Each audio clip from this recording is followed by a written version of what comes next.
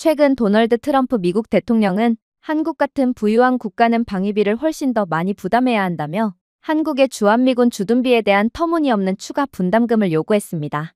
그리고 만약 한국이 돈을 더 내지 않는다면 주한미군을 전부 철수시킴과 동시에 일전에 합의한 관세 협약을 무르고 추가적인 관세 페널티를 내리겠다고 주장했는데요. 그러면서 그는 한국의 방위에 대한 필요성은 동감하는 바이므로 한국이 자신들 스스로 국가를 지킬 수 있게 핵무장을 허용해 주겠다는 뜻을 밝혔습니다. 그리고 이와 관련하여 최근에는 미국 국방부의 내부회의 중 한국의 핵 개발에 대한 충격적인 비밀이 밝혀져 전 세계가 화들짝 놀란 상황인데요. 그렇다면 미국 국방부에서는 대체 어떤 내용의 회의가 열렸던 것일까요? 안녕하세요. 저는 미국 국방부에서 국방정책을 담당하고 있는 데클런이라고 합니다. 저는 최근에 제 커리어 사상 가장 충격적인 경험을 하게 되었는데 그 일은 미 국방부의 긴급적인 강제 소집 명령으로 시작되었습니다. 저는 미 국방부의 가장 엄격한 보안이 활성화된 회의실에 갑작스럽게 소환되었고 저는 이러한 처음 겪는 비상 상황에 어리둥절할 뿐이었어요. 특히나 이번 회의의 주제는 한국이었기에 더더욱 황당함을 느낄 뿐이었죠. 도대체 한국이 무슨 짓을 했길래 이런 회의가 진행된다는 것인가요? 테이블에는 미군 모든 부서의 고위 장교들, 고위 정보 책임자들, 그리고 기밀 특수부대의 소수의 사복 전문가들이 앉아 있었는데 이들은 웬만한 긴급사안에는 절대로 나타나지 않는 인물들이었습니다. 그리고 차관의 발언과 동시에 저는 이 거물급 인사들이 대체 왜 이곳에 앉아있게 되었는지를 완전히 파악할 수 있었죠. 도널드 트럼프 대통령은 한국이 방위비를 10배로 대폭 인상하지 않는 한 모든 주한미군을 한반도에서 철수시키겠다는 발언을 구체화했습니다. 자국 우선주의에 대한 진지한 생각을 갖고 있는 그는 이 문제를 그저 협상을 위한 협박용이 아닌 미국의 국익을 위해 빠르게 진행시키려고 하고 있습니다. 그리고 이것이 핵심입니다. 그는 주한미군 철수로 인해 보안 공백이 생긴 한국이 자체 핵무기를 개발할 수 있도록 공개적으로 허용하겠다고 선언했거든요. 그 말은 천둥소리처럼 떨어졌습니다. 저는 미 국방부 소속으로 최근 그 어느 때보다 주목받고 중요한 국가인 한국에 대해 많은 조사를 수행해왔어요. 그리고 그런 허가가 주어진다면 미국은 단순히 또 다른 핵보유국을 상대하는 게 아닐 거라는 것을 잘 알고 있죠. 한국은 전 세계가 본 적 없는 미친 성능의 핵미사일을 개발할 것이기 때문입니다. 하지만 회의실 내부의 분위기는 이상하리만큼 침착하더군요. 충격적이게도 대다수의 관료들은 이 사안에 대해 별 대수롭지도 않다는 반응을 보일 뿐이었어요. 글쎄요, 한국이 핵무기를 개발하는 데는 얼마나 걸리나요? 한국의 기술력으로는 십수년은 걸릴 것이고 한국이 핵무기를 만들 만한 기술력을 보유하고 있다는 것에 대해서도 아직 확인된 바가 없어요. 아마 트럼프의 한국 핵무장 관련 주장은 그저 허울뿐일 것입니다. 트럼프도 한국이 핵무기를 만들기에는 아직 부족한 국가라는 것을 잘 알고 있고 그래서 이건 그저 주한미군 철수를 위한 명분으로 내세운 것일 뿐일 거예요. 한국이야 어찌되든 미국은 그냥 한국에 희망 고문을 하며 이익을 보면 끝이라는 말입니다. 어쩌면 미국은 한국의 핵기술을 수출하며 더욱 막대한 경제적 이익을 거둘 수도 있겠죠. 저는 그저 한숨을 쉴 뿐이었습니다. 그들은 한국에 대해 아예 모르고 있어요. 한국은 그 정도로 호락호락한 국가가 아닌데도 말입니다. 그런데 그때 이러한 회의적인 발언을 가만히 듣고 있던 정보국장이 몸을 앞으로 기울였습니다. 대부분의 분석가들은 정치적 함의에 초점을 맞추고 있습니다. 라고 그는 말했습니다. 하지만 우리는 중요한 세부사항을 놓치고 있습니다. 중요한 건 문제의 국가는 한국이라는 거예요. 한국은 이러한 핵연구를 처음부터 시작하는 국가가 아닙니다. 수십 년간의 최첨단 원자력 연구 경험과 타의 추종을 불허하는 산업 역량, 그리고 모두가 예상하는 것보다 빠르게 움직이는 국가적 습관을 가지고 있습니다. 한국에 대한 여러 보고서를 제출해 본 적이 있는 저로서는 그가 과장하지 않았다는 것을 곧바로 알아챌 수 있었습니다. 1950년대 한반도는 한국전쟁으로 인해 폐허가 되었습니다. 그런데 지금은 같은 나라가 세계에서 가장 발전된 원자로를 건설할 뿐만 아니라 해외로 수출하여 기존 원자력 강대국들을 상대로 입찰을 따내고 있습니다. 심지어 한국에는 민간 및 국방 시스템에 대한 이중 전문 지식을 가진 과학자들이 상당히 많고 한국이라는 국가 자체도 시스템적으로 이러한 이중사용 인프라의 만반의 준비가 되어 있기에 만약 핵개발 제한이라는 정치적 끈이 제거되면 한국은 즉시 방향을 틀 수 있는 국가예요. 그리고 정보국장은 이러한 사실을 잘 알고 있었는지 다시금 놀라운 발언을 이어가더군요. 한국의 소형화된 핵탄두 설계는 이미 한국 공학 표준에 도달한 상태예요. 그리고 그들은 그러한 탄두들을 통합할 준비가 된 정밀 미사일 시스템까지 갖고 있죠. 10년은 걸리는 과정을 우회할 수 있는 기존의 농축 및 재처리 지식은 또 어떻고요? 한국은 핵무기가 없는 국가임에도 불구하고 이미 이러한 기술적 역량을 전부 갖추고 있어요. 그러나 한국의 가장 소름 돋는 점이 무엇인지 아십니까? 제가 언급한 부분들은 그저 한국이 공식적으로 인정받은 역량일 뿐이라는 것입니다. 무언의 현실은 한국의 진정한 역량이 민간 프로젝트와 이중사용 기술의 층위에 가려져 있다는 것이죠. 과연 한국이 무슨 충격적인 기술력을 숨기고 있는지 여러분들은 두렵지도 않나요? 그리고 과연 여러분들이 제가 입수한 한국에 대한 정보들을 인지하고도 이런 무지막지한 국가의 핵무기 권한을 허용하는 것을 이렇게나 쉽게 여길 수 있을까요? 이것은 더 이상 평범한 정책 토론이 아니었습니다. 저는 노련한 미국 국방계획가들이 이렇게나 긴장한 채 자문을 하는 것은 처음 봤거든요. 아무튼 정보국장은 잠시 한숨을 돌리더니 이내 충격적인 주장을 하며 회의실 내의 정막을 완전히 깨부수기 시작했어요. 저희 부대는 셀 수 없을 정도로 많이 한국에 다녀왔습니다. 저희는 그들의 공장 바닥, 연구실, 심지어 GPS가 첫 번째 검문소에 도착하기도 전에 신호를 잃을 정도로 깊은 지하 시설까지 걸었습니다. 그런 제가 말씀드리겠습니다. 만약 다른 나라에 대해 이야기했다면 이 논의는 일상적이었을 것입니다. 하지만 우리는 그렇지 않습니다. 우리는 지금 한국에 대해 이야기하고 있잖아요.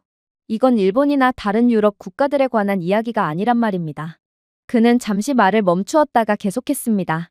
현재 한국은 핵이라는 특정 분야에서 상당히 과소평가되고 있습니다. 핵무기가 약해서가 아니라 핵무기가 없기 때문입니다. 솔직히 말해서 이건 전 세계가 한국을 미국, 러시아, 중국과 같은 세계 최강의 강대국의 범주에 넣지 않은 유일한 이유이기도 합니다. 하지만 탄두가 없다고 해서 능력이 없는 것은 아닙니다. 아직도 모르시겠습니까? 한국은 핵무기를 만들 수가 없는 국가가 아닌 핵무기를 만들지 않기로 결정한 국가란 말입니다. 몇몇 고위 관료들은 마치 이 회의가 어디로 향하고 있는지 깨달은 듯 불편하게 자리를 옮겼습니다. 특히나 정보국장이 제 전문적인 의견으로는 한국은 핵무기가 없는 국가지만 전 세계 핵무기 보유국 중 가장 완전하고 첨단적인 핵 및 원자력 기술 기지를 보유하고 있습니다. 라고 말했을 때는 이들은 노골적으로 불만을 보내며 말도 안 된다는 제스처를 보일 뿐이었어요. 그러나 정보국장은 그런 그들을 그저 한심하게 바라볼 뿐이었죠. 한국은 설계, 연료주기, 재료과학, 원자로 효율 등 모든 단계를 마스터했으며 최고의 핵보유국과 경쟁하거나 심지어 초과하는 수준까지 해냈습니다. 그러면서 그는 증거를 하나하나 제시하기 시작했습니다.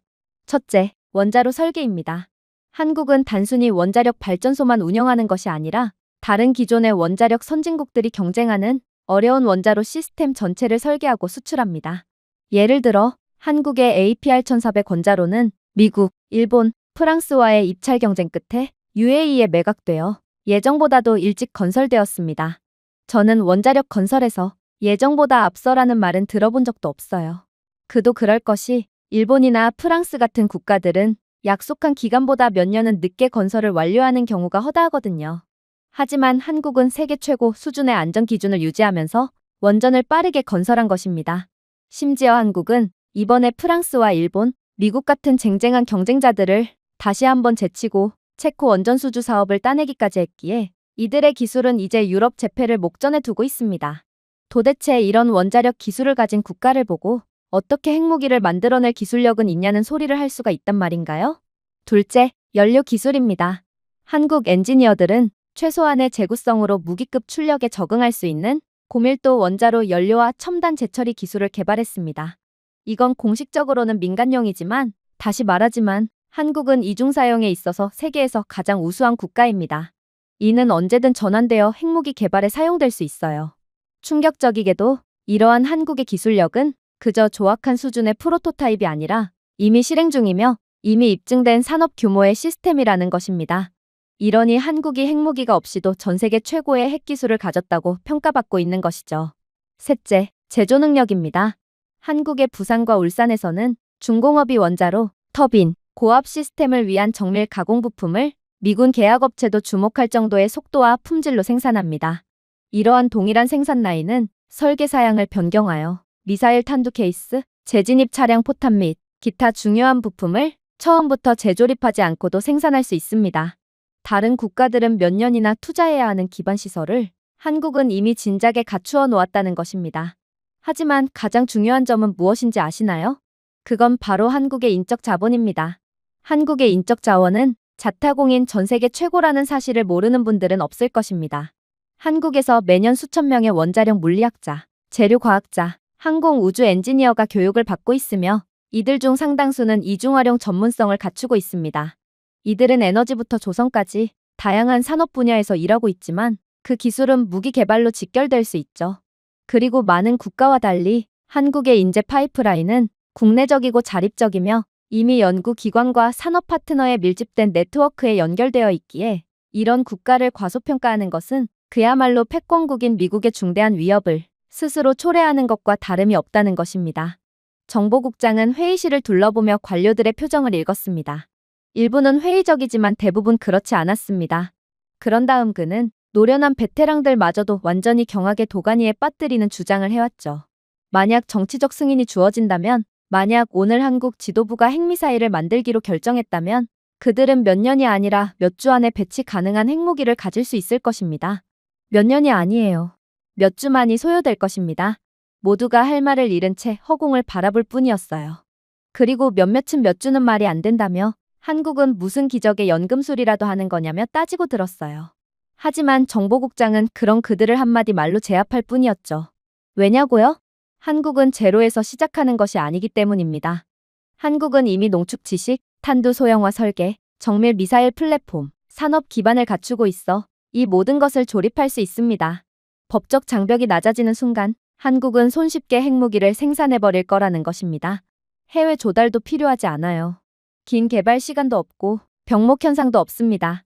즉, 미국이 한국에 핵권한을 준다고 해서 미국의 이익으로 작용하는 부분은 아무것도 없다는 말입니다. 미국이 이익을 보는 시나리오는 기술적으로 아직 자립이 안 되었거나 혹은 경제적 능력 등 뭔가 몇 군데가 부족한 국가를 상대로만 가능합니다. 그런 국가라면 간신히 얻은 조악한 핵무기로 어떻게든 아시아 태평양 지역을 견제할 수 있겠죠. 그리고 미국은 아무런 투자 없이도 아시아 태평양 지역에 대한 지배권을 유지하고 말이에요. 하지만 한국은 완벽한 육각형의 국가로 뭐 하나 빼놓을 데가 없는 국가예요. 심지어 몇몇 기술력의 경우에는 미국마저 능가하고 있죠. 이런 국가를 상대로는 절대로 이익을 볼 수 없어요. 한국은 아시아 태평양 지역을 견제하는 것을 넘어 오히려 말도 안 되는 핵무기를 개발한 뒤 미국 자체를 역으로 잡아삼켜버릴 거거든요. 역사적으로 봤을 때도 기술적으로 뛰어난 국가를 상대로 이익을 보는 경우는 거의 존재하지 않았어요. 이게 바로 한국의 무서운 점이라는 것입니다. 이들은 남들이 알아봐 주기를 기대하지 않고 조용히 기술력을 갈고 닦고 있었어요. 그래서인지 유독 한국을 과소평가하는 사람들이 많지만 여기에 속아 넘어가면 그대로 끝장이라는 것입니다. 삼성 장군이 얼굴을 찡그렸습니다. 아무리 그래도 몇 주라니요? 이건 미국이 감당할 수 있는 속도보다 빠릅니다. 잘못 계산하신 거 아닌가요? 바로 그거예요.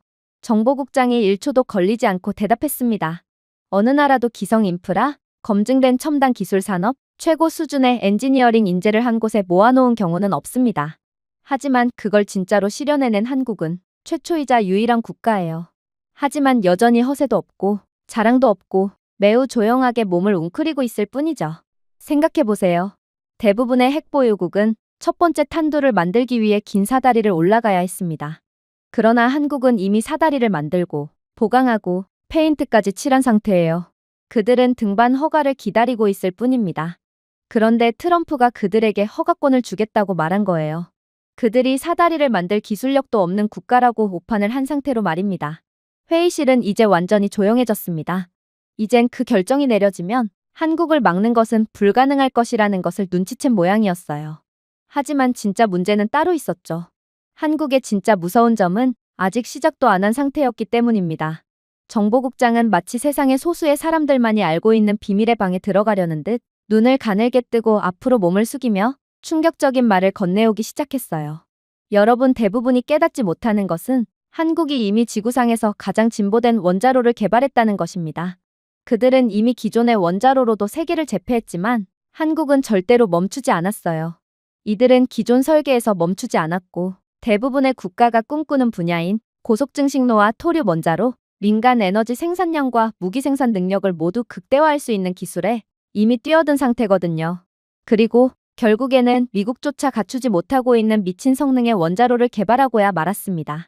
그의 발언은 한국에 대한 진면모를 알고 있던 저마저도 완전히 경악의 도가니에 몰아넣기에 충분했습니다. 고속 증식기와 토륨 시스템은 쉽게 만들 수 있는 것이 아니기 때문이죠. 괜히 미국이 아직까지도 못 만든 게 아니었어요.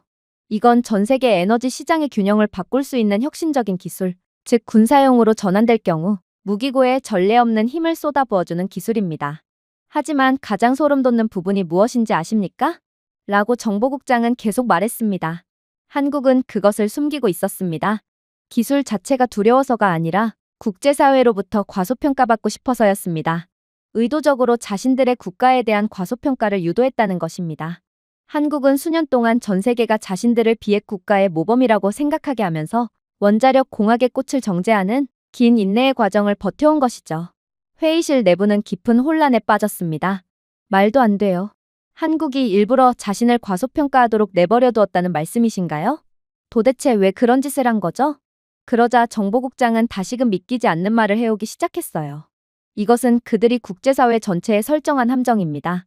평화롭고 수능적이며 순수한 비핵 국가의 이미지를 투영함으로써 이 정도 수준의 높은 능력을 가진 국가에 필연적으로 따라붙을 국제적인 감시를 피할 수 있던 것입니다.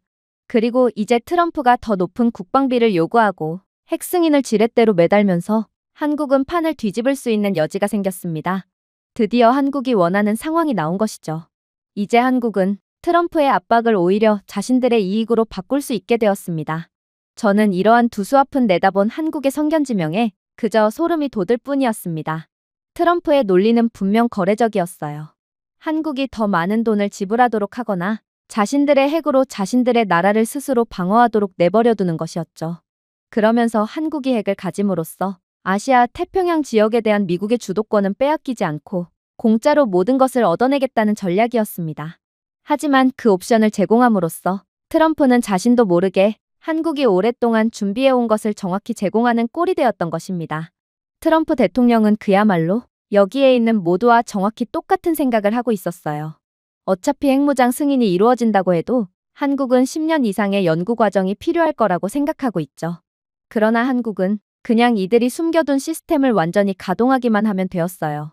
첨단 원자로는 이미 설계되고 테스트된 상태이기 때문에 무기급 출력은 거의 즉시 시작될 거란 말이었습니다.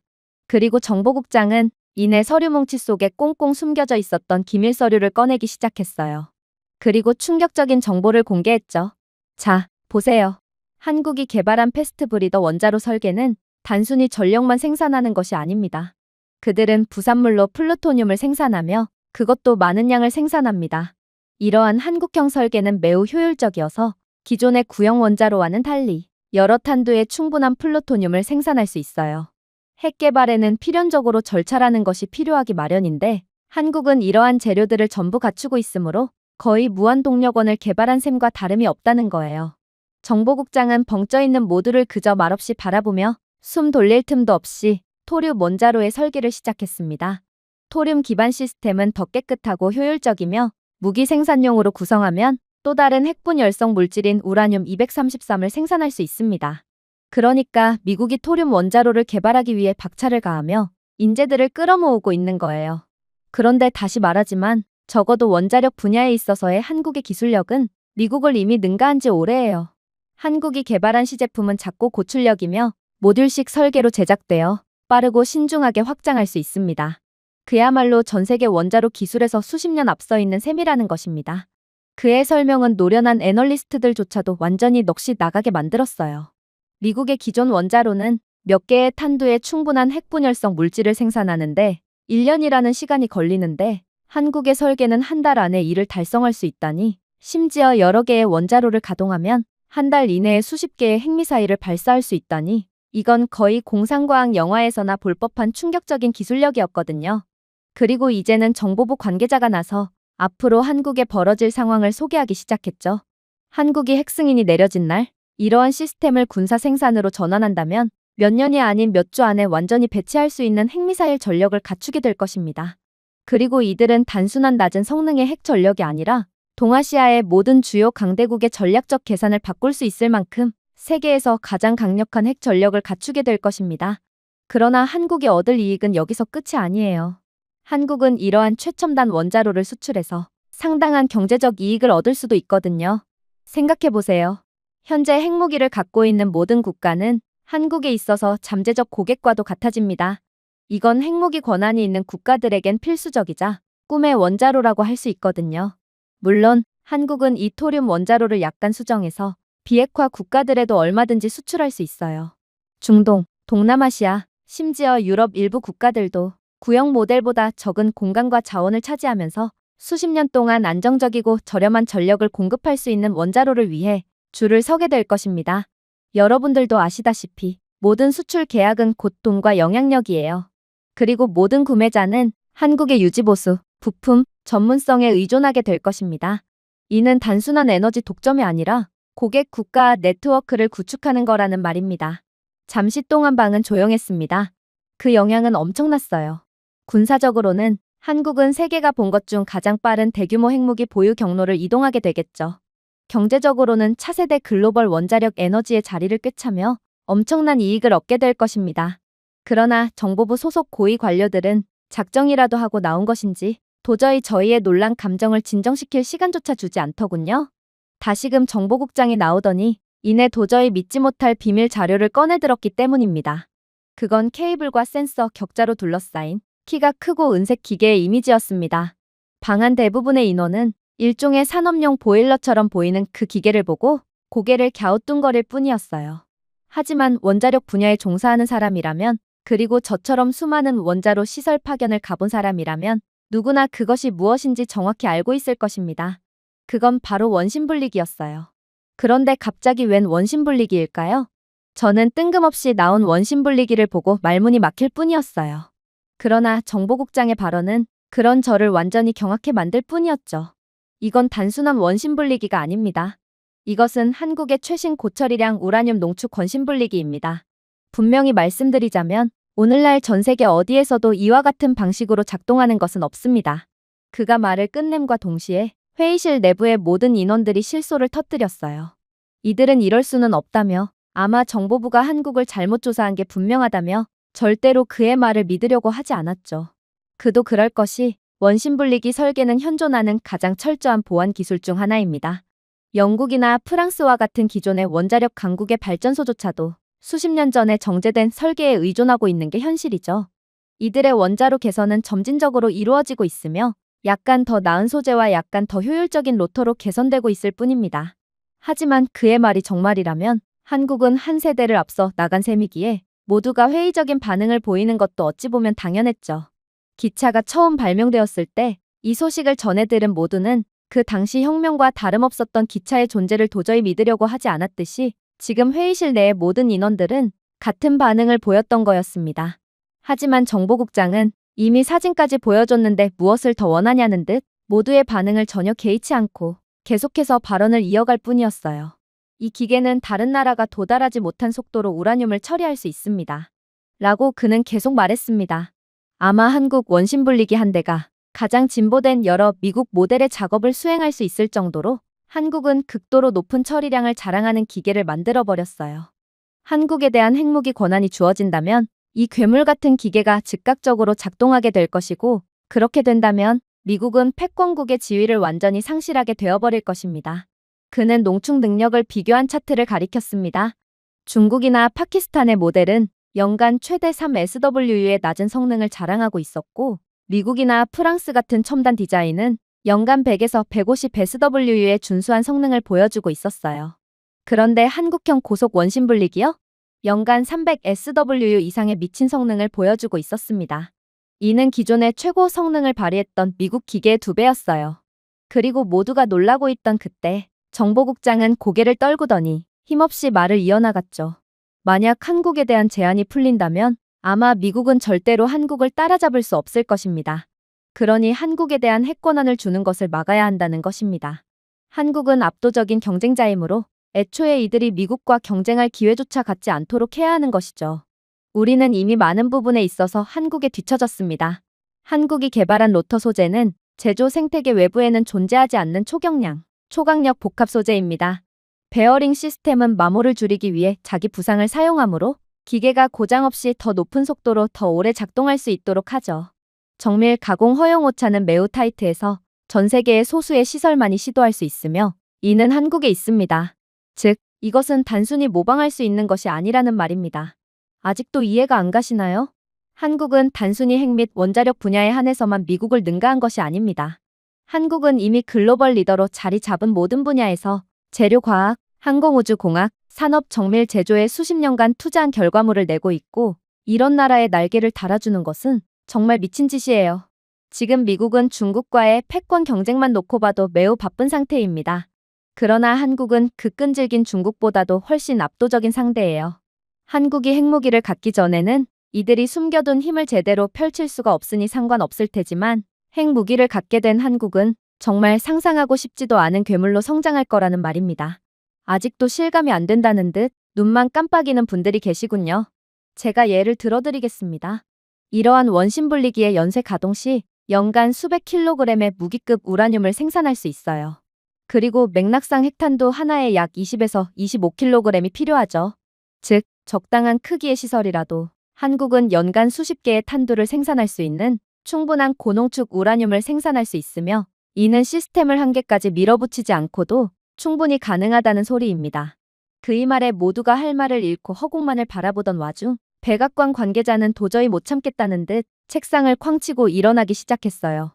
당신은 도대체 어느 편이라는 말입니까? 아무리 한국이라도 그렇게나 미국을 압도할 수는 없어요. 한국이 이러한 원심분리기 기술을 개발해냈다고 합시다. 이를 통해 고농축 우라늄을 생산해냈다고 하죠. 그런데 한국은 도대체 어떻게 다음 단계를 처리할 거죠? 이렇게 생산된 우라늄에 대한 특정 동위원소를 분리해야만 핵무기에 사용할 수 있게 되는데 한국은 이러한 분리 단계에 대한 기술력이 상당히 부족하기 때문에 아무리 이들이 토류 원자로를 개발하든 핵 원심분리기를 개발하든 결론적으로는 아무짝에도 쓸모가 없습니다. 그러나 결과적으로 그의 자신감은 3초 만에 완전히 곤두박질치게 됩니다. 정보국장은 마치 그의 반응을 예상이라도 했다는 듯 곧바로 새로운 서류를 보여주었거든요. 보세요. 이곳이 바로 한국이 정말 전례 없는 일을 한 곳입니다. 우리가 아는 한 한국은 우라늄 농축을 위한 실용적인 레이저 동위원소 분리 시스템을 가동한 최초이자 유일한 국가입니다. 그리고 당신이 말한 그 과정은 전부 이곳에서 가능하죠. LIS는 수십 년 동안 핵과학에서 성배 역할을 해왔습니다. 이론은 간단해요. 대규모 원심분리기 캐스케이드에서 우라늄을 회전시키는 대신 정밀하게 조정된 레이저를 사용하여 특정 동위원소를 이온화하고 분리하는 거였어요. 그렇게 분리된 우라늄은 핵무기에 직접적으로 사용할 수 있죠. 하지만 이것 말이 쉽지, 현실은 훨씬 더 어려웠습니다. 대부분의 국가는 뚜렷한 결과 없이 수십억 달러를 지출한 끝에 기술력 부족으로 인해 이러한 노력을 포기해야만 했거든요. 그런데 한국은 이미 그 단계를 뛰어넘었습니다. 라고 그는 간단히 말했습니다. 그리고 그것이 모든 것을 변화시키겠죠. 그러나 백악관 관계자는 도저히 그 이 말을 믿으려고 하지 않았어요. 말도 안 돼요. 조작 자료 아닌가요? 레이저 동위원소 분리시설은 필연적으로 거대할 수밖에 없으므로 눈에 상당히 잘 띌 수밖에 없습니다. 그런데 미국의 특수 조직인 당신들만이 최근에야 간신히 파악했을 뿐 다른 미국 부서들이나 다른 국제사회는 이러한 한국의 시설을 전혀 파악하지 못하고 있다고요? 이건 전부 거짓말입니다. 그러나 정보국장은 충격적인 내용을 매우 침착하게 풀어나갈 뿐이었어요. 당신의 말이 맞아요. 레이저 동위원소 분리시설은 상당히 거대하므로 특정 요구 조건이 갖춰져야 하죠. 그래서 이런 시설을 건설하려는 국가는 필연적으로 국제사회의 눈에 띌 수밖에 없습니다. 그러나 한국이 만든 레이저 동위원소 분리시설은 넓은 원심분리기 홀이나 거대한 냉각 시스템이 없는 표준 산업 건물 안에 들어갈 수 있어요. 제가 한국은 이미 십수년 전부터 준비를 해오던 국가라고 말하지 않았나요? 한국은 이미 소형화와 최적화를 완료했기에 거대한 시설이 필요하지 않았던 것입니다. 물론 이 시설은 다른 방식으로도 발견할 수 있죠. 레이저 동위원소 분리시설은 전기를 엄청나게 잡아먹으므로 우리는 비정상적인 전력 사용이 감지되는 곳을 찾으면 이러한 시설을 쉽게 찾아볼 수 있습니다. 그런데 한국이요? 한국이 만든 레이저 동위원소 분리시설은 동일한 농축 수준에서 원심분리기 캐스케이드보다 훨씬 적은 전기를 사용하여 운영 비용을 절감하고 있었어요. 이러한 한국의 시설은 외부에서 보면 레이저 동위원소 분리 공장이 아닌 연구실로 착각이 들 정도니 어떤 위성 이미지로도 다른 정밀 레이저 시설과 구별할 수 없었던 것입니다. 이게 한국이 의도한 부분이든 아니든 한국은 정말 상상 이상의 기술력을 숨기고 있는 무지막지한 국가라는 것이죠. 그런데 트럼프 대통령은 이런 국가를 얕보고 오히려 이권을 제공해 주려고 하고 있어요. 만약 정말로 한국에 대한 핵보유 권한이 주어지는 법안이 통과된다면 트럼프 대통령은 미국의 역사책에 남아 후손 대대로 욕을 먹을 것이고 그건 트럼프를 막지 못한 우리도 마찬가지가 될 것입니다. 부끄러운 조상이 되는 것이죠. 물론 한국의 역사책에는 트럼프 대통령과 우리는 고마운 존재로 남게 될 것입니다. 그의 말에 백악관 관계자는 얼굴이 완전히 새파랗게 질린 채 숨을 헐떡거릴 뿐이었어요. 이건 말도 안 됩니다. 그렇다면 한국은 핵 개발에 필요한 모두를 전부 다 가진 상태란 말인가요? 이건 정말 믿기지가 않는군요. 현재 핵을 농축하는 대표적인 방법으로는 두 가지가 있고 한 가지만 다룰 줄 알아도 세계적인 핵강국으로 인정받고 있습니다. 그런데 미국조차 한 가지를 겨우 다룰 줄 아는 상황에 한국은 두 가지 방법 모두 전부 마스터한 상황이라고요? 이걸 어떻게 믿으라는 말입니까? 한국은 외구태여 두 가지 방법 모두를 개발하는 비효율적인 일을 벌인 것이죠? 먼 길을 굳이 돌아가는 바보가 대체 어디에 있단 말입니까? 이것만 봐도 당신의 주장은 전부 다 거짓말이라는 것을 알 수 있어요. 그리고 그의 말에 회의실 내부에 있던 인원들은 자기 위안이라도 삼아야겠다는 듯 백악관 관계자에게 희망의 눈빛을 보낼 뿐이었죠. 그러나 정보국장은 그러한 희망의 흐름을 완전히 차단해버릴 뿐이었습니다. 왜 한국이 구태여 두 가지 모두를 개발해버렸냐고요? 제가 말씀드렸지 않습니까? 한국은 이미 기술력이 넘치는 상황이고 전방위적으로 육각형의 기술력을 갖춘 국가라는 것을 말입니다. 맞습니다. 한국에는 하나가 아니라 두 가지의 완전히 독립적인 세계적 수준의 핵농축 방법이 있습니다. 하나만 개발에 성공해도 막강한 핵보유국으로 인정받는 게 현재의 상황이지만 한국은 그러한 한계를 뛰어넘고 두 가지 모두를 개발해버렸어요. 물론 그렇다고 해서 한국을 바보라고 말할 수는 없죠. 고철이 원심 분리기와 레이저 동위원소 분리를 병행하여 사용하게 된다면 연간 생산 능력을 2배 이상 늘릴 수 있거든요. 실질적으로 이는 한국의 가시적인 인프라를 확장하지 않고도 연간 수백 개의 탄두를 생산할 수 있는 무기급 우라늄을 충분히 확보할 수 있다는 것을 의미합니다. 이해가 되시나요? 다른 모든 핵보유국은 속도, 비용, 비밀 중 하나를 선택해야 했습니다. 그러나 한국은 선택할 필요가 없어요. 세 가지를 모두 가질 수 있는 능력을 갖추고 있거든요. 가장 빠른 생산, 가장 낮은 운영 비용, 가장 작은 가시적 발자국을 말입니다. 이는 단순한 기술적 이점이 아니라 전략적 이점입니다. 트럼프의 승인이 나게 된다면 한국은 전 세계가 반응하기 시작하기도 전에 완전한 핵무기로 확장할 수 있다는 것을 의미합니다. 이젠 정보국장의 말에 토를 다는 사람들은 아무도 없어졌습니다. 모두가 정치적 끈이 제거된 한국은 아무도 따라잡을 수 없게 될 거라는 것을 인지하게 되었죠. 그때 잠시 긴급한 통화를 받고 정신없이 회의장 밖으로 나갔던 정보부 관계자가 다시금 가쁜 숨을 몰아쉬며 회의실 내부로 들어왔습니다. 그리고 그는 얼굴이 새파랗게 질린 상태로 방금 한국이 숨기고 있던 충격적인 비밀에 대한 첩보를 받았다며 기밀 서류를 흔들어댔죠. 이건 다른 서류들과는 조금 달랐습니다. 원자로 계략도나 기술 다이어그램이 아니라 동쪽을 따라 북쪽에서 남쪽으로 이어지는 희미하고 들쭉날쭉한 산등성이의 한반도 위성 이미지였거든요. 라벨에는 간단히 태백산맥이라고 적혀 있더군요. 여러분이 반드시 아셔야 하는 것이 있습니다. 라고 그는 다급히 말했습니다. 뭔가 이상한 점 못 느끼셨나요?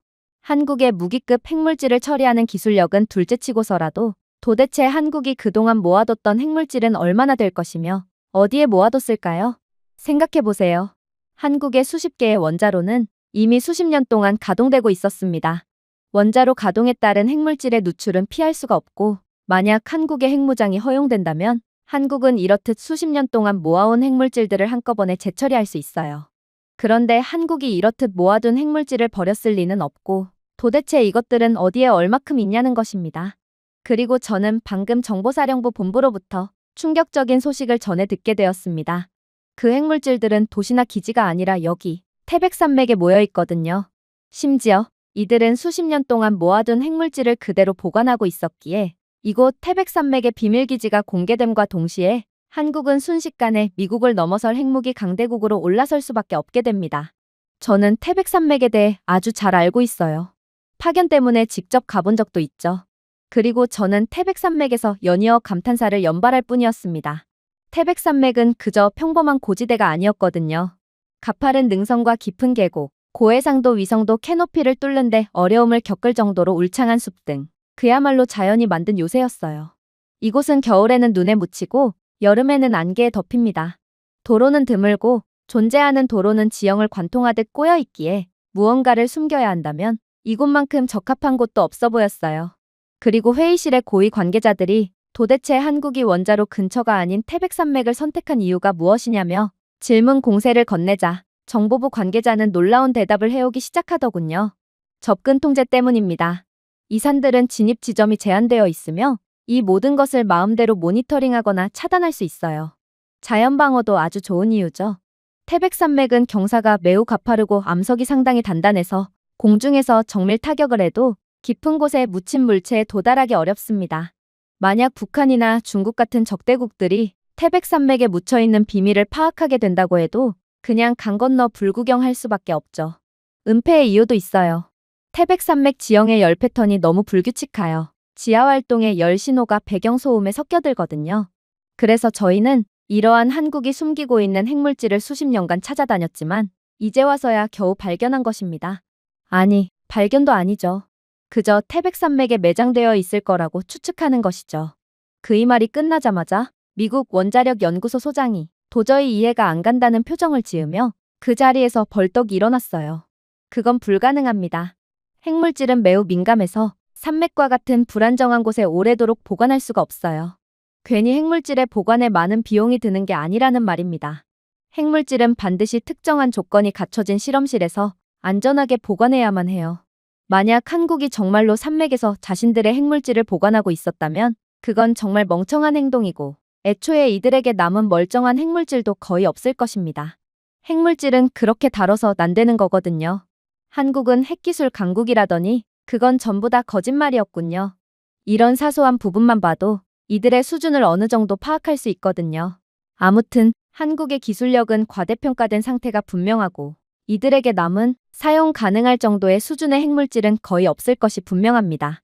원자력 분야에서 꽤나 권위가 있는 그였기에 회의실에 있던 모두는 그의 말에 귀를 기울였어요.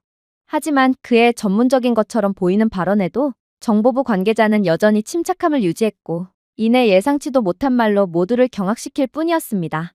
틀렸습니다. 저희 본부도 처음에는 그렇게 생각했었죠. 하지만 한국의 행동에는 항상 그럴 만한 이유가 존재합니다. 태백산맥은 전 세계에서 가장 강력한 지질학적 안정성을 갖춘 곳입니다. 단층이 많은 지역과 달리 태백산맥은 지진으로부터 조용하죠. 따라서 이곳은 수십 년 동안 안전하고 방해받지 않는 격리가 필요한 고농축 우라늄과 플루토늄과 같은 고감도 물질을 저장하는 데 이상적이라는 것입니다. 한국은 바보가 아니에요. 오히려 엄청난 비용이 드는 이러한 보관 과정조차 천혜의 자연 요건으로 무료로 해치워버리는 축복받은 국가인 것이죠. 하지만 진정으로 충격적이었던 점은 바로 수치가 공개되고 나서였습니다. 정보 추정에 따르면 감청된 해운 데이터, 비정상적인 자재 조달, 그리고 몇 가지 기밀 인간 출처 보고서를 바탕으로 태백산맥 깊숙한 곳에는 약 5,000kg의 고농축 우라늄과 최대 10,000kg의 무기급 플루토늄이 매장되어 있다는 것이 추정되었거든요.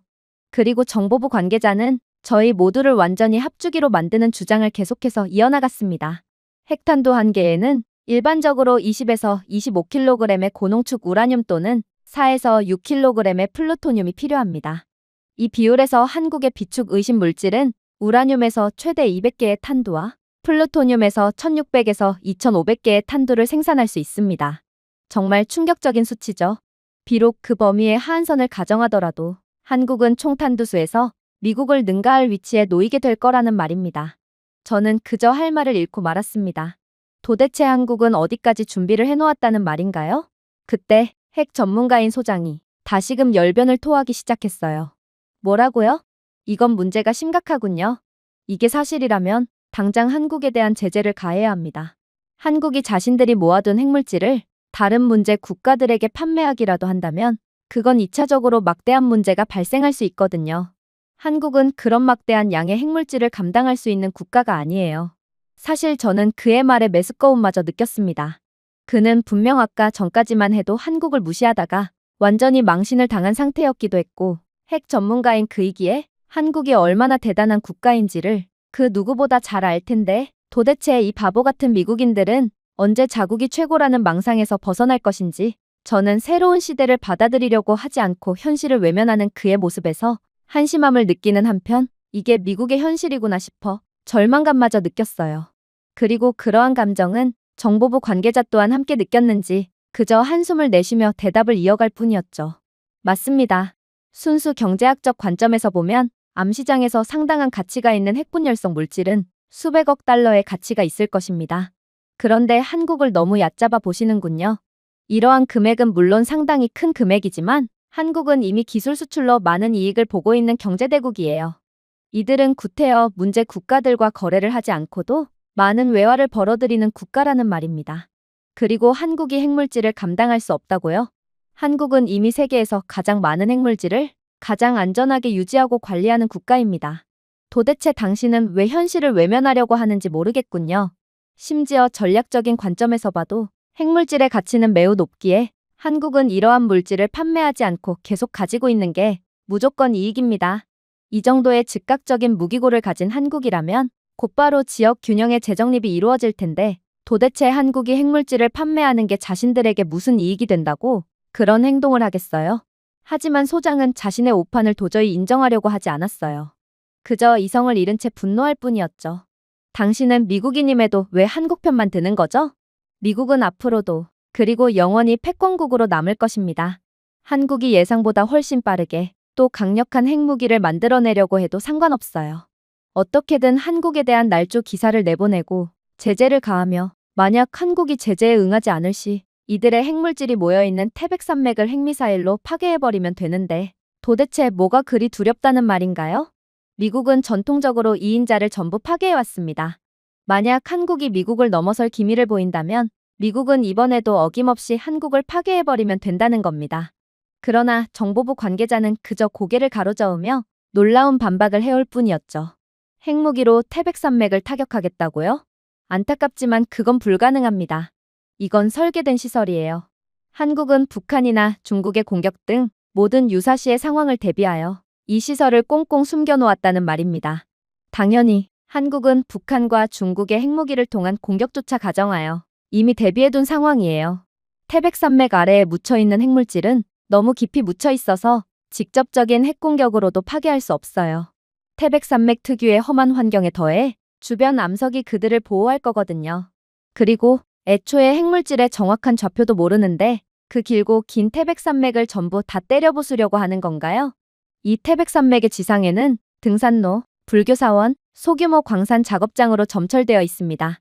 한편 지하에서는 핵물질을 보관해둔 별도의 연구소가 냉각 및 유지 관리를 지속하고 있는 것으로 추정되죠. 그런데 이렇듯 민간 시설과 완벽하게 조화를 이루고 있는 장소를 어떻게 정확한 좌표를 통해 타격할 수가 있단 말인가요? 그리고 한국을 먼저 핵미사일로 공격할 경우 그 어느 국가가 되었든 즉각적인 보복에 직면할 수 있습니다. 한국은 몇 주 안에 핵미사일을 대거 보유할 수 있으므로 그 전에 전쟁을 끝내지 않는다면 상대 국가는 향후 수백 년간 인간이 살아갈 수 없는 황무지로 초토화되고 말 거라는 말입니다.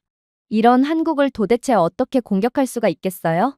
전 세계가 동시에 한국에 덤벼도 만약 한국을 몇 주 안에 끝내지 못한다면 지구상에는 한국 외엔 아무것도 안 남게 되어버릴 것이란 말입니다. 소장은 그제야 정신을 차렸는지 몸을 바들바들 떨면서도 결국 자리에 풀썩 주저앉고 말았어요. 그러면서 그는 정신 나간 사람처럼 혼잣말을 짓거릴 뿐이었죠. 이럴 수가. 아니, 이건 불법이 분명해. 한국은 핵보유국도 아닌데 어떻게 이렇게나 많은 핵물질과 높은 핵기술을 보유할 수가 있는 거지? 한국은 분명 불법적인 경로로 몰래 이러한 재료들을 모아뒀을 거야. 하지만 정보국 관계자는 그런 소장을 딱하다는 눈빛으로 쳐다볼 뿐이었고 이내 혀를 끌끌 차며 그의 희망을 완전히 짓밟아버렸어요. 글쎄요.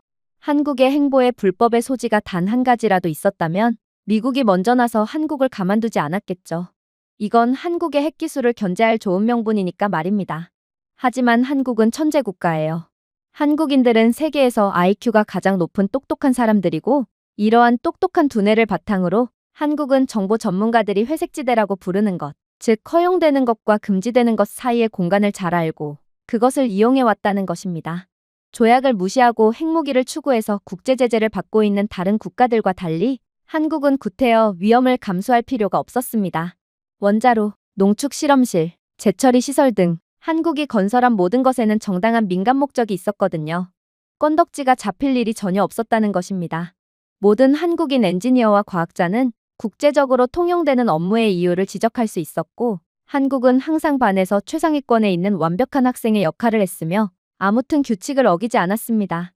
이렇듯 한국이 엄청난 강대국으로 부상하고 있었음에도 미국과 국제사회는 이에 대해 아무것도 모르고 있던 것도 이와 비슷한 이유예요. 한국은 원자력의 특성을 이용해서 고의적으로 자신들의 힘을 감춰왔거든요. 원자력 기술의 장점이자 단점은 바로 이러한 기술을 가진 국가가 원자력을 멋대로 써도 다른 국가들이 즉각적으로 눈치채기가 힘들다는 것인데, 이는 바꿔 말하면 세계 최강의 원자력 기술을 가진 국가는 결국 전 세계의 눈을 피할 수 있다는 뜻이거든요. 다행히도 원자력 강국은 거의 다 핵보유국이기 때문에 남몰래 불법적으로 핵무기를 개발한다거나 하는 일들은 일어나지 않고 있지만, 문제는 원자력 강국이면서 핵을 보유하고 있지는 않은 한국이라는 특수한 경우입니다. 한국은 이러한 특이한 경우에 속하기 때문에 놀랄 만큼 국제사회의 주목과 경계, 그리고 의심의 시선을 덜 받을 수 있었습니다. 그러므로 만약 한국이 숨기려고 마음만 먹었다면 자신들이 가진 원자력 기술을 몰래 핵 개발에 사용했어도 이를 알 수 있는 방법이 하나도 없다는 것이죠. 저희 정보사에서 계산을 해봤을 때 만약 한국이 사용 후 핵연료의 일부를 비밀리에 군사적 용도로 전용했다면 한국의 최고 수준의 핵 과학자들에 의해 비밀리에 개발된 정교한 기술들은 국제 원자력 기구에 의해 탐지되지 않고 무기급 플루토늄을 추출할 수 있었을 겁니다. 그리고 매년 100개가량의 핵무기를 추가로 개발하기에 충분한 약 400kg의 플루토늄이 비밀리에 재처리되었다고 추측할 수 있죠. 태백산맥 아래에 100개가량의 핵미사일이 발사를 기다리고 있을 수도 있다니 이건 정말 생각만 해도 소름이 돋지 않나요?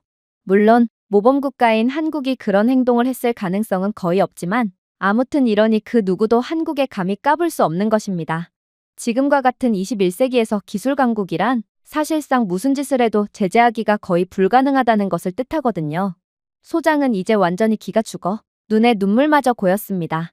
어쩌면 그는 최신 기술의 선두에 있는 입장답게 이러한 한국의 저력을 이미 알고 있었을지도 몰라요. 하지만 그저 인정하고 싶지 않았겠죠. 패권국 미국에서 미국인으로서 살면서 평생을 자부심 있게 살아왔는데 하루아침에 한참 미치라고 봤던 한국의 패권을 빼앗기다니 이건 현실을 부정하기에 충분할 정도로 충격적인 상황이었거든요. 저는 이러한 상황에 절망감을 느끼면서도 한편으로는 한국은 도대체 뭐하는 국가인가 싶어 존경심이 들기도 했어요. 생각해보세요. 불과 수십 년 전만 해도 한국 전쟁을 겪은 한국은 지구상에서 가장 가난한 나라 중 하나였습니다. 그런데 하루아침에 세계 군사강국으로 도약했을 뿐만 아니라 현재 한국은 세계에서 경제력이 가장 큰 경제대국에 필적하고 대다수의 산업 역량에서 G7 국가들을 능가하며 기술력은 두말할 필요조차 없는 수준에 이르렀어요.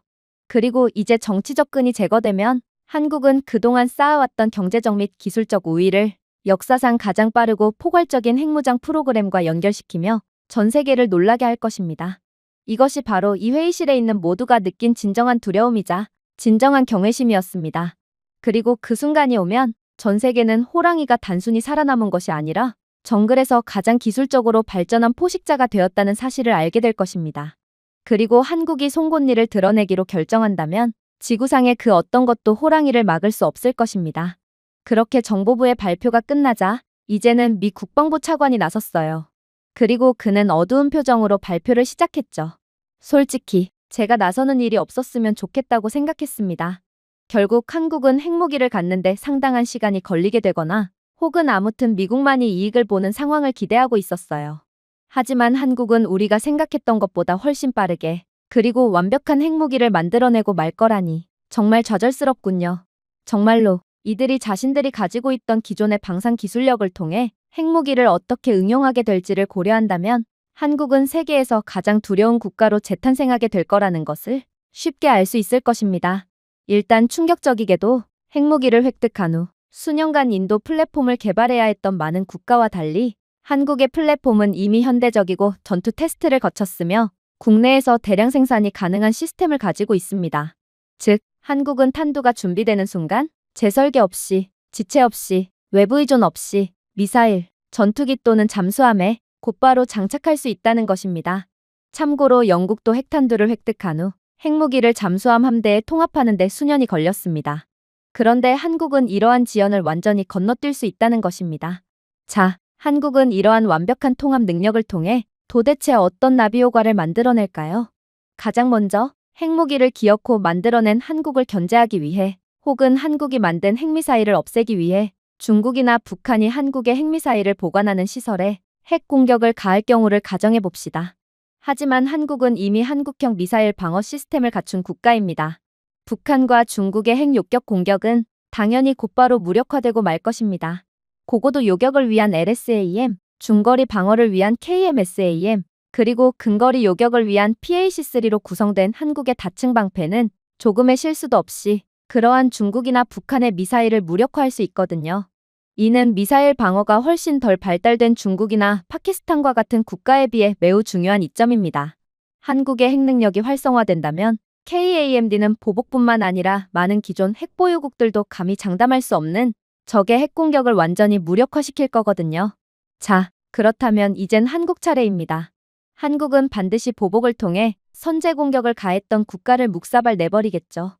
그리고 핵무기를 가진 한국은 이러한 보복을 그 어떠한 국가보다도 효율적으로 진행할 수 있는 국가입니다. 왜냐하면 한국은 세계 최고 수준의 미사일 강국이거든요. 최대 사거리 800km의 세계 최고의 정확도를 자랑하는 한국의 현무2 탄도 미사일과 사거리 1500km의 지형 추종 비행이 가능한 현무3 순항 미사일에는 한국의 원자로 물리학과 첨단 야금 기술로 만든 소형 핵탄두가 장착될 것이고, 이는 적의 지휘소, 경화 사일로 또는 이동식 미사일 발사대를 정확한 정확도로 타격할 수 있습니다. 즉, 기존의 무기체계의 핵무기를 통합한 한국은 적의 도시를 파괴하는 재앙을 선사하는 수준이 아니라 아예 분쟁 자체를 영원히 종식시키는 참수 공격으로 적국 영토의 모든 것을 가루로 만들어버릴 거라는 것입니다. 하지만 더욱 소름 돋는 점은 따로 있어요. 한국은 육해공 전력이 모두 세계 최강의 수준이고 이들의 재래식 무기가 우수한 만큼 핵 능력이 추가되었을 때의 시너지는 상상을 초월할 거거든요. 예를 들면 한국의 KF-21 보람의 스텔스 전투기는 이미 모듈식 무기 베이, AESA 레이더, AI 지원 표적화 및 첨단 전자전 능력을 통합하고 있는 세계 최고의 전투기 중 하나입니다. 그런데 이러한 KF-21은 핵탄두 소형화를 통해 스텔스 기술로 탐지 없이 적 영역 깊숙한 곳에서 저수율 전술핵 공격을 수행할 수 있습니다. 예를 들어 저희 본부에서 시뮬레이션 해본 결과 KF-21편대는 중국의 동쪽 방공망을 뚫고 들어간 뒤 핵 탑재체로 중국의 전략 레이더 허브를 전부 무력화한 후 손실 없이 복귀할 수 있었습니다.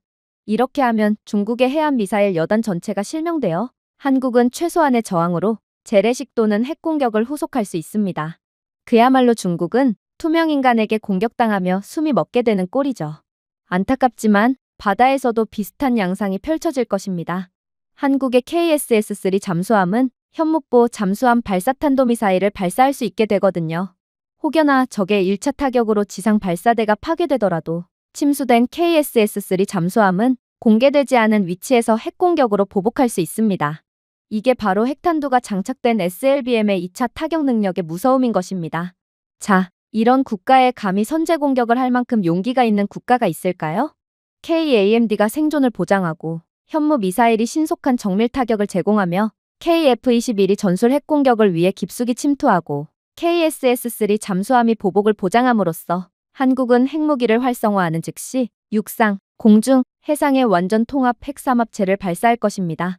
그야말로 눈 깜짝할 새에 국가 하나가 사라지게 되는 것이죠. 북한이요?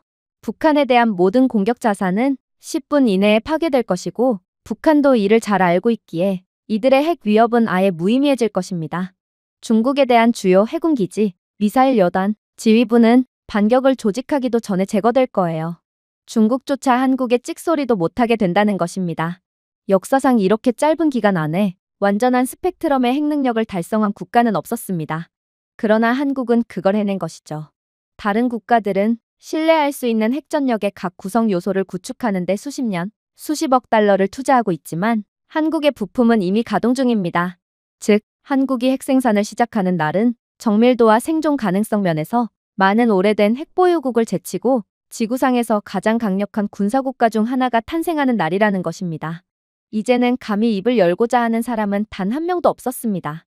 더 이상의 경악도 없었죠. 그저 모두는 이젠 놀라기도 지쳤다는 듯 그저 순식간에 한국 아래에 남게 될 미국의 처지에 순응하는 듯한 모습을 보일 뿐이었어요. 그리고 차관은 그런 관료들을 안타깝다는 듯 바라보더니 이내 결정적인 후속타를 날리기 시작했죠. 자, 이제 한국은 확실한 억지력을 얻게 되었다는 것을 잘 아셨을 것입니다. 중국은 더 이상 한국을 압박할 수가 없어요. 중국이 바다를 봉쇄하며 한국을 압박하려 한다면 핵무장한 한국은 탄도 미사일 잠수함을 공개되지 않은 위치에 배치하여 대응할 수 있고 이 잠수함의 상하이나 베이징을 타격할 수 있는 핵 SLBM이 탑재되어 있다는 힌트만 있어도 중국은 물러설 수밖에 없거든요. 북한에 대한 효과는 더욱 즉각적이죠. 북한의 서울에 대한 포격 위협은 재래식 전쟁의 장기화가 아니라 북한의 지도부 벙커에 정밀 핵 공격을 가할 수 있는 신뢰할 수 있는 기술력으로 인해 완전히 침묵하게 될 것입니다. 그야말로 북한은 한국을 향해 미사일은커녕 쓰레기 하나조차도 함부로 던질 수 없다는 것입니다. 하지만 외교 관계에서 한국이 얻을 대접은 이 모든 것들을 초월합니다. 역사에 따르면 핵보유국은 외교에서 다르게 취급되거든요. 한국은 일단 이 클럽에 가입하자마자 반구 전체의 힘의 균형을 좌우할 수 있는 국가가 됩니다. 향후 미국과의 무역 협상에서요. 미국은 더 이상 한국에 대한 반도체나 전기차에 대한 관세 압박을 할 수가 없게 됩니다. 한국은 이제 미국의 군사적 협력 관계가 동등함 사이에 있음을 미묘하게 상기시키며 미국을 포함한 불공정한 관세를 들이미는 모든 국가를 역으로 압박할 수 있게 되거든요. 그럼에도 과연 미국이 한국을 향해 관세 압박을 펼칠 수 있을까요? 이미 힘의 균형추는 한국 쪽으로 완전히 넘어갔는데도 말이에요. 중국과의 회담은 더욱 노골적이죠. 중국은 한국과의 회담을 진행할 때마다 사드 배치나 해상 경계와 같은 문제를 걸고 넘어지며 강압적인 태도를 취하는 것으로 유명합니다. 그러나 한국이 핵무력으로 반격할 수 있을 때 그 위협이 소리내어 말해졌는지 여부에 관계없이 그 목소리는 자동으로 더 큰 비중을 차지하게 됩니다. 아마 한국 대통령이 중국 주석 앞에 앉아 책상 위에 거만하게 발을 올려도 중국 측은 아무 화도 못 내고 무력하게 지켜보고만 있어야 할 것입니다. 하지만 진정한 하이라이트는 따로 있어요. 그건 바로 한국의 경제력이 어떤 식으로 상승할 것인지에 관한 것이죠. 놀라지 마세요. 한국은 이 부분에서 가장 큰 수혜를 입을 거거든요. 핵무기는 국경을 보호할 뿐만 아니라 시장을 보호합니다. 투자자들은 안정성을 중시하며 신뢰할 수 있는 핵 억지력은 한국으로 하여금 엄청난 신뢰도를 주거든요. 한국은 북한의 존재 때문에 안 그래도 안정성 면에서 과소평가받는 국가였습니다. 그런데 이러한 리스크를 핵 한 번에 완벽하게 해결된 한국은 그야말로 날개가 돋친 듯 엄청난 외화 투자를 받게 될 것입니다. 심지어 기술 중심의 경제와 글로벌 수출 지배력이 영구적으로 보호받는 것으로 볼 수 있는 한국의 경우 그 효과는 더욱 엄청날 것입니다. 부산의 조선소, 평택의 칩헵, 인천의 글로벌 물류허브는 현존하는 가장 강력한 보험 정책의 보호 아래 운영될 것이고 한국은 매년 두 자릿수의 경제 성장률을 이끌어내며 괴물처럼 성장해 나가겠죠. 하지만 역시나 한국이 가장 큰 이익을 보게 될 부분은 바로 기술 수출에 관한 부분입니다. 한국은 핵무기를 기존에 가지고 있던 자신들의 강력한 방산 기술력과 결합하여 그 파괴력을 200% 활용했다면 이번에는 자신들이 이전에 갖고 있던 기술 산업에 대한 우위를 이용해서 이 부분도 200%의 시너지를 내며 큰 경제적 이익을 창출할 거거든요. 핵보유국이 되는 것은 단순히 탄두에 관한 것이 아니라 그 뒤에 숨겨진 엔지니어링 업적에 관한 것입니다. 한국은 고속증식로, 토륨 사이클, 첨단 농축 방법을 능숙하게 구사할 수 있는 국가고 이러한 사실은 직접적인 이익뿐만 아니라 간접적인 이익으로도 작용하죠. 프랑스를 좀 보세요. 그들은 자신들이 가진 핵무기를 이용해서 유럽의 원자력 기술 선도국으로 마케팅하고 있어요. 한국도 이와 같이 핵보유국 지위를 이용해 전 세계의 고급 방위 시스템을 판매할 수 있을 것입니다. KF-21 전투기, K2 전차, K9 자주포 등 한국산 무기들은 이미 전 세계로부터의 강력한 신뢰를 받고 있지만 핵무기를 가지게 된 한국은 이를 더욱 효과적으로 판매할 수 있겠죠. 이스라엘은 핵무기 보유국이고 이들이 만든 무기는 핵무기 전투력을 입증하고 개발한 시스템이라는 사실을 구매자들이 알고 있기 때문에 무기를 프리미엄 가격에 판매하는 경우가 많습니다. 그런데 한국은 모든 부분에서 이스라엘의 상위 호환 격인 국가이므로 이스라엘보다 훨씬 더 많이 그리고 비싼 가격에 무기를 판매할 수 있겠죠. 마지막으로 한국은 그 어떤 회담에서도 가장 상석에 앉게 될 것입니다. 특히나 핵보유국은 주요 안보 협상에서 결코 소외되지 않는데 군비 통제 회담이든 지역 분쟁 중재든 글로벌 안보 프레임워크든 한국은 항상 그 중심 자리를 차지하게 되겠죠. 시간이 지남에 따라 이는 안보를 넘어 기후협정, 우주정책, 국제무역체제 등 글로벌 거버넌스에 영향을 미칠 것이고 한국은 결국 미국이 현재 주도하고 있는 중심의 자리를 완전히 꿰차게 될 것입니다. 자, 이렇듯 한국은 자신들이 얻게 된 핵능력을 전 세계에서 가장 효율적으로 활용하게 될 것입니다. 이런 국가를 얕잡아보고 한국을 통해 아시아 태평양 지역을 손 안 대고 코 풀려고 하다니 이러한 트럼프의 정책은 미국 역사상 가장 큰 실수로 남을 것입니다. 역사상 한국에 불합리한 대우를 하거나 이 나라를 이용하려고 한 국가들은 하나같이 그 끝이 안 좋게 되고 오히려 역으로 한국에 이용당하고 말았을 뿐입니다. 그리고 그 희생자가 미국이 된 지금 저는 여러분들께 깊은 유감을 표하고 싶네요. 회의실 내부의 모두는 그저 숙연해질 뿐이었습니다. 이젠 모두가 한국이 숨기고 있던 진짜 힘을 인지하게 되었고 더 이상 한국에 대한 의문을 제기하지 못하게 되었거든요. 도대체 국제정세가 어떻게 흘러가게 될지는 모르겠지만 저는 이렇듯 압도적인 강력함을 조용히 숨기고 있던 한국에 그저 무력감과 공포심을 느낄 뿐이었습니다. 제가 준비해온 내용은 여기까지입니다. 끝까지 시청해주셔서 진심으로 감사드리며 여러분들의 구독과 좋아요, 알림 설정은 영상 제작에 큰 힘이 됩니다. 이상 세모튜브였습니다.